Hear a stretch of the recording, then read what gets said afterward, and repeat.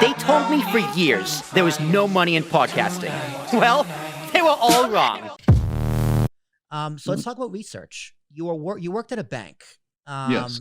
That was the 7 2020 years. emergency. So several years. So what was it like working in a bank, and how'd that experience lend itself to the book?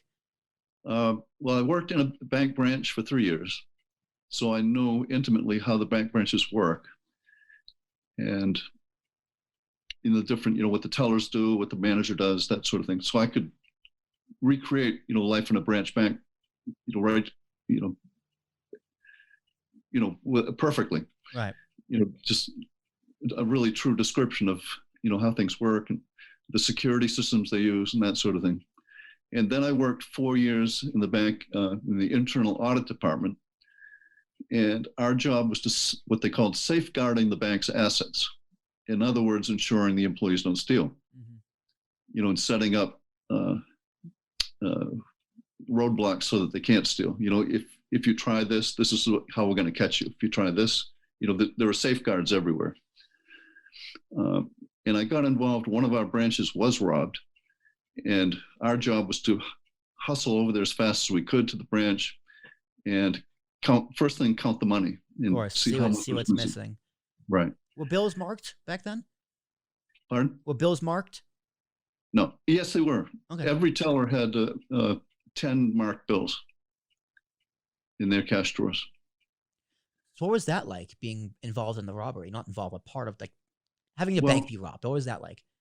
Well, we got there. The girls were padlocked to their telestations, with real handcuffs. There were 2 robbers. They went in, and the first thing they did was handcuff the tellers to their stations, and then just emptied their cash drawers.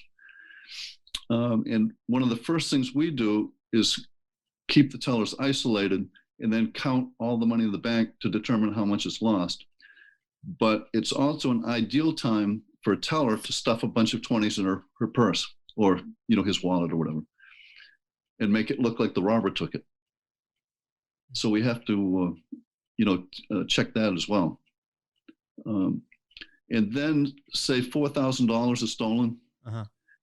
We'll put in the paper that 8,000 was stolen. Why do we do that? Yeah, why do you do that? Because there were 2 robbers, right? And they typically split the money when after it's over. And if one says, hey, how come I only got 2,000? We split it 50-50, but the paper says there was 8,000. So you've got to have the rest of the money. So you get them to turn on each other.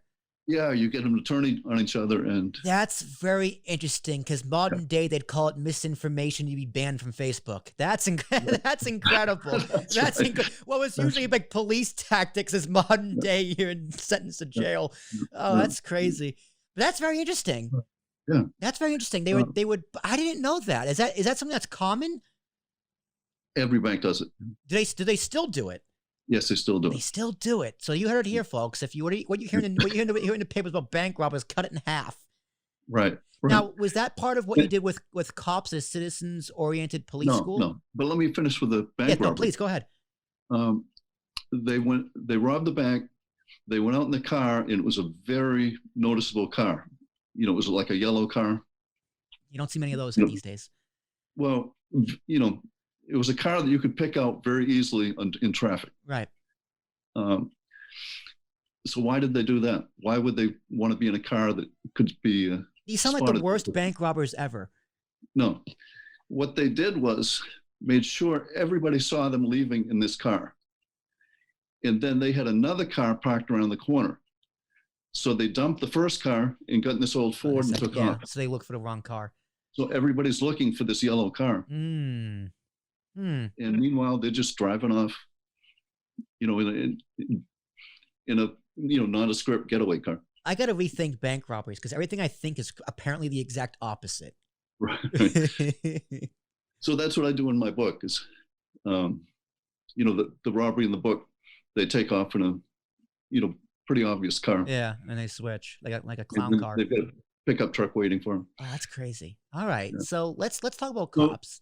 People say, the book is so realistic that they think this is so realistic. It must have really happened. Mhm. You know, this can't be a made up story because there's so much detail here. It's like, nah, man, I'm going off personal experience. That's the best thing to write about.